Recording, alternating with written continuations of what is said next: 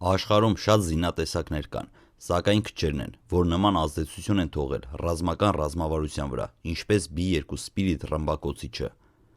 Այս ինքնաթիռը միայն տեխնոլոգիա չէ, այն քաղաքական ազդակ է, վաղ ներշնչող ներկայություն, նույնիսկ առանց մեկ կրակոցի։ Ստեղծվել է սառը պատերազմի տարիներին։ Այն նպատակ ուներ թափանցել թշնամու տարածք, առանց ռադարների երևալու։ Դրա համար B2-ը չունի սովորական ֆյուզելյաժ։ Այն թևի տեսքով է, թռչող թև, ինչը նվազեցնում է ռադիոլակատավոր մակերեսը։ Բացի այդ, այն պատված է հատուկ նյութերով, որոնք կլանում են ռադարային ալիքները, դրանք գումարում են ձայնի մեղմող շարժիչներն ու ռադարների համար խաբուսիկ տարրերը։ B2 Spirit-ը կարող է ժամեր շարունակ թռչել առանց վայրէջք կատարելու, 11000 կիլոմետր հեռավորություն։ Դիսկավորման միջոցով այս հեռավորությունը կրկնապատկվում է։ Այն կարող է տեղափոխել ինչպես սովորական, այնպես էլ միջուկային զենք, ապահովելով ամերիկյան ռազմավարական գերակշռությունը։